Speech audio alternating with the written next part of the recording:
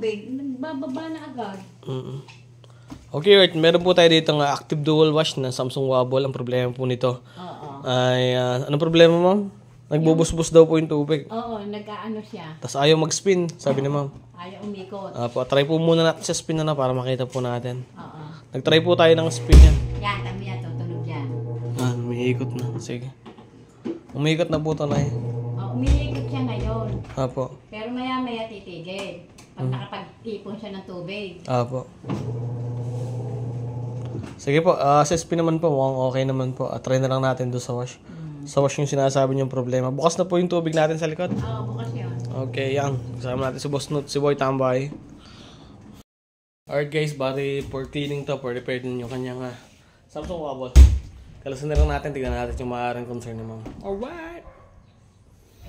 Ma'am, alright guys, ito yung nanonood natin for today's videos. Chimog lang, pura ka lang.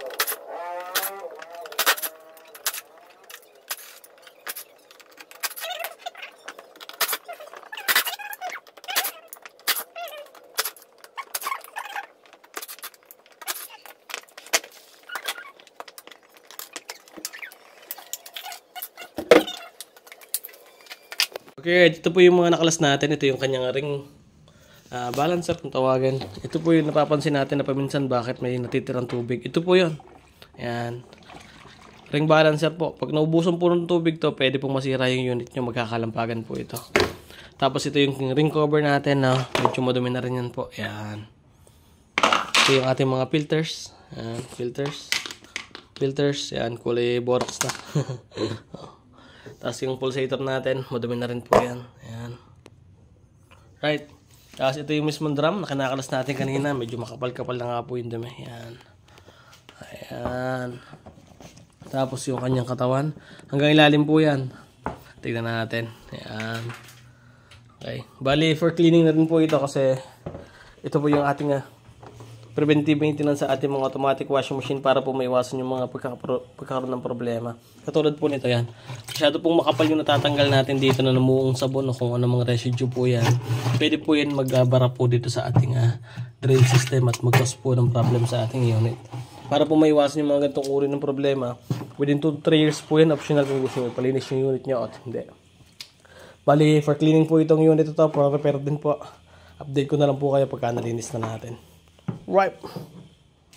Ito po yung nakukuha natin. Yan, nuts, may scraper. Yan po, kapal. Bumabara po yun doon sa drain system. Tapos yun, hindi na po siya makapag-drain. At minsan naman po, kabaliktaran. Kahit hindi po siya nagde-drain, kahit hindi sa process ng spin o rinse, ay automatic po yung tapon ng tubig. Kasi sumisipit po yun sa mga valve dyan. Para po hindi abutin ng mga ganitong kadami yung ating unit. Every 2-3 years po yan, preventive maintenance po ang tawag dyan. Para kahit pa paano po hindi abutin ng magandang kadumi. At same time po, maganda rin po yung laban ng inyong mga damit. Mabango po at saka wala pong gantong masyadong amoy. Linisin na lang natin, tapos pakita namin sa inyo pagka overall malinis na po ulit lahat. Alright! Okay.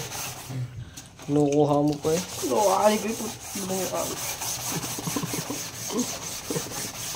Sa akin sa video mo, mas patay ka. May ebidensya ako sa iyo. Pag niloko ka sa akin pang konti, so sumbungan na kaya Rose.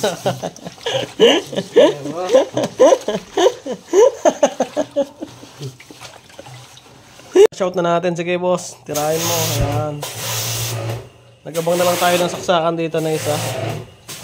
Sa train motor yan para naka-auto drain. Naka-auto silo. Ayan. Alright. Sarap. Yung malalaki muna ka-notes yun. Punta yung drain. Yan. Lalay lang. Yan. Very good.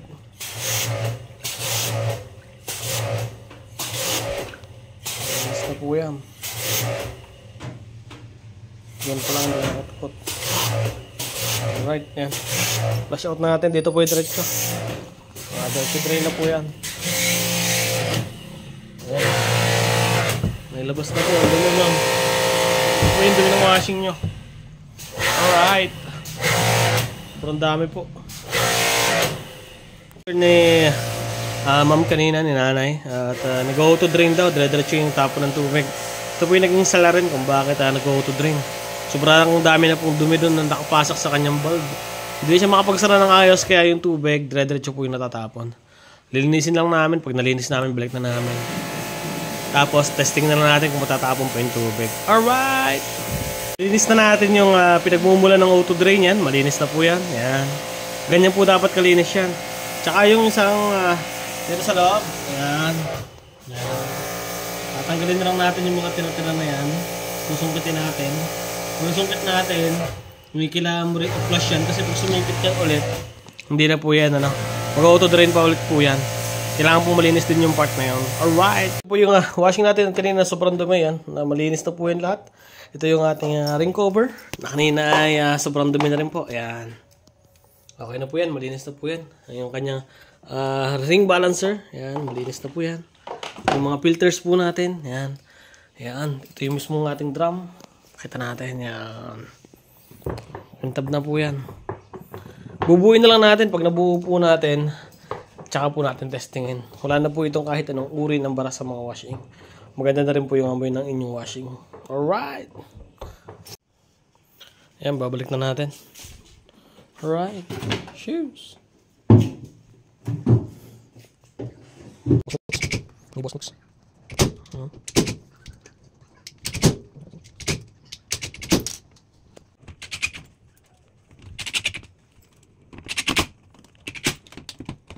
Nabuo na po natin yung unit at yung active dual wash. Yan po. Nag-select tayo ng water level 1. Tapos ngayon po yan. Diretso na yung water level. Yan. Nagwawash na po yan. Umiikot na po. At same time po, hindi na po nag-auto drain. Wala na po yung auto drain. Na-concern ni nanay kanina. Nagwawash na po siya. Try na lang po natin sa spin again. Alright!